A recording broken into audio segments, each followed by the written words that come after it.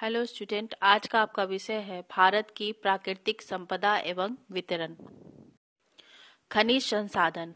प्राकृतिक संसाधनों में खनिज संपदा का महत्वपूर्ण स्थान है। खनिज पदार्थ उन पदार्थों को कहते हैं जिन्हें भूगर्भ से खोदकर निकाला जाता है। खनिजों के प्रकार। भारत में दो प्रकार के खनिज पाए जाते हैं। पहला है धात्विक खनिज और दूसरा है अधात्विक खनिज। भारत के प्रमुख प्राकृतिक संसाधन। भारत के कुछ प्रमुख प्राकृतिक संसाधन या खनिज संपदा का उपयोग व वितरण निम्नलिखित प्रकार से है। पहला है कोयला, दूसरा है खनिज तेल व पेट्रोलियम और तीसरा है प्राकृतिक गैस।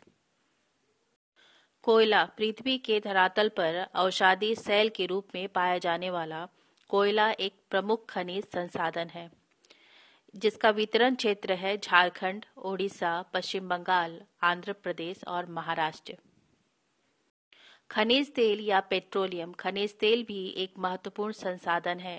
खनिज तेल स्वचालित वाहनों एवं मशीनों में चालक शक्ति के रूप में उपयोग किया जाता है जिसका वितरण स्थान है असम, गुजरात, अरब सागर के अपतटीय क्षेत्र। प्राकृतिक गैस। खनिज तेल क्षेत्रों के साथ ही प्राय प्राकृतिक गैसों के भी भंडार पाए जाते हैं जिसका वितरण क्षेत्र है तमिलनाडु, त्रिपुरा एवं राजस्थान। ऊर्जा के स्रोतों का वर्गीकरण। ऊर्जा के कुछ स्रोत इस प्रकार है। पहला है सौर ऊर्जा, दूसरा है पवन ऊर्जा, तीसरा है जल ऊर्जा, चौथा है भूतापीय ऊर्जा और पांचवा है महासागरीय ताप ऊर्जा और छठवा है नाभिकीय ऊर्जा। नाभिकीय ऊर्जा निम्न दो प्रकार की क्रियाओं से उत्पन्न होती है। पहला है नाभिकीय विखंडन और दूसरा है नाभिकीय संलयन। कृषि एवं सिंचाई। कृषि। भारत में कृषि का राष्ट्रीय अर्थव्यवस्था में महत्वपूर्ण स्थान है। कृषि का देश के उद्योग, व्यापार एवं पशुपालन के विकास में मुख्य स्थान है। प्राचीन काल से कृषि भारतीय अर्थव्यवस्था का मेरुदंड है। भारतीयों के जीवन एवं अर्थव्यवस्था में कृषि का स्थान प्रत्येक दृष्टि से महत्वपूर्ण है। भारतीय कृषि की प्रमुख विशेषताएं। भारतीय कृषि की निम्नलिखित विशेषताएं हैं। पहला है आजीविका का प्रमुख साधन, दूसरा है कृषि जोतों का छोटा आकार, तीसरा है उत्पादन की परंपरागत तकनीकी, चौथा है खाद्यान्न फसलों के उत्पादन में प्रमुखता, पांचवा है मानसून पर निर्भरता। कृषि फसलों का वर्गीकरण। कृषि फसलों का वर्गीकरण निम्नलिखित है। पहला है उत्पादन के अनुसार फसलों का वर्गीकरण।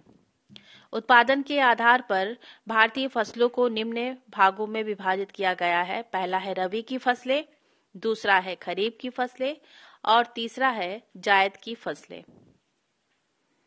उपयोग के अनुसार फसलों का वर्गीकरण। उपयोग की दृष्टि से भारतीय फसलों को दो भागों में विभाजित किया गया है। पहला है खाद्य फसलें जिसके अंतर्गत चावल, गेहूं, दालें, ज्वार, बाजरा तथा मक्का प्रमुख है और दूसरा है नकदी अथवा व्यापारी फसलें जिसके अंतर्गत रेशे वाली फसलें, बागान फसलें, शर्करा वाली फसलें, तिलहन फसलें और उद्दीपक फसलें और बागवानी वाली फसलें आती हैं। भारतीय कृषि के पिछड़ेपन अथवा निम्न उत्पादकता के कारण।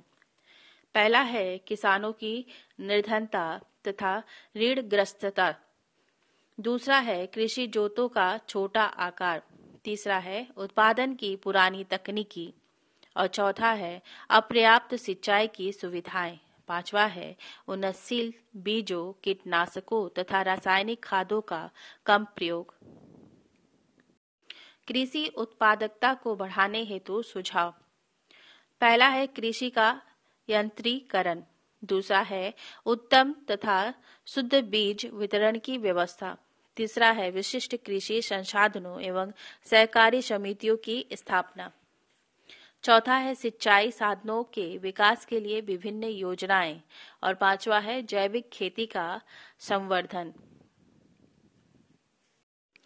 सिंचाई। पर्यावरणीय, राजनैतिक, संस्थागत एवं संरचनात्मक कारक कृषि विकास को प्रभावित करते हैं। कृत्रिम साधनों द्वारा खेतों को जल उपलब्ध कराना सिंचाई कहलाता है, जैसे नहर, कुएं, तालाब, बोरवेल आदि। सिंचाई के साधनों का उल्लेख निम्नलिखित है। पहला है नहरें, दूसरा है कुएं एवं नलकूप, तीसरा है नलकूप और चौथा है तालाब। सिंचाई की नवीनतम प्रौद्योगिकियां निम्नलिखित हैं। पहला है फर्टिगेशन, दूसरा है ड्रिप सिंचाई, तीसरा है छिड़काव सिंचाई, चौथा है सोलर पंप और पांचवा है सतही सिंचाई। सिंचाई परियोजनाएं, पहला है लघु सिंचाई परियोजना, दूसरा है मध्य सिंचाई परियोजना, तीसरा है वृहद सिंचाई परियोजना और चौथा है प्रधानमंत्री कृषि सिंचाई योजना। सिंचाई का महत्व। मानसून के अनियमित होने के कारण सिंचाई महत्वपूर्ण होती है।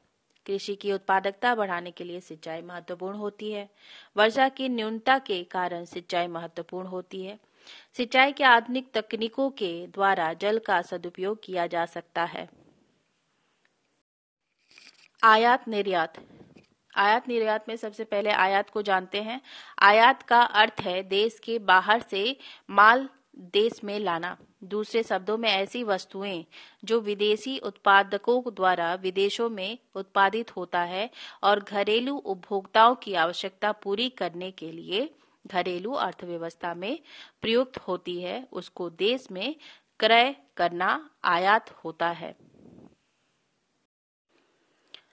आयात को दो वर्गों में वर्गीकृत किया गया है, थोक आयात और दूसरा है गैर थोक आयात। आयात का महत्व जीवन स्तर को बढ़ाने के लिए विलासिता की वस्तुएं जैसे कार, वॉशिंग मशीन, टीवी आदि विकासशील देशों में सीमित मात्रा में होती है, अतः मांग के अनुसार इनका आयात किया जाता है। आयात अर्थव्यवस्था के विकास में सहायक होता है। निर्यात का अर्थ अपने देश से कोई वस्तु अन्य देशों में भेजने से है। जो वस्तु या सामान देश के बाहर ले जाया गया हो, उस वस्तु को निर्यातित वस्तुएं कहते हैं और उस देश को निर्यातक कहते हैं। निर्यात का महत्व। निर्यात अर्थव्यवस्था के विकास में सहायक होता है। निर्यात अतिरेक उत्पादन को बेचने में सहायक होता है। व्यापारिक स्थायित्व के लिए निर्यात महत्वपूर्ण होता है। राष्ट्रीय आय और विदेशी आय की वृद्धि के लिए निर्यात महत्वपूर्ण होता है। भारतीय निर्यात आयात बैंक, जिसे सामान्य तौर पर एक्सिस बैंक कहा जाता है, इसका गठन वर्ष 1982 में किया गया। इसका गठन निम्नलिखित उद्देश्यों की पूर्ति हेतु किया गया। पहला है IDBI की अंतर्राष्ट्रीय वित्त इकाई के संचालन को अपने हाथ में लेने के लिए। दूसरा, आयातकों एवं निर्यातकों को वित्तीय सहायता प्रदान करने के लिए। और तीसरा है वस्तुओं एवं सेवाओं के निर्यात एवं आयात के वित्तयन में संलग्न अन्य संस्थानों की गतिविधियों के समन्वय हेतु एक सर्वोच्च वित्तीय संस्थान के तौर पर कार्य करने के लिए। आयात निर्यात की स्थिति। भारत के प्रमुख आयात और दूसरा है भारत के प्रमुख निर्यात।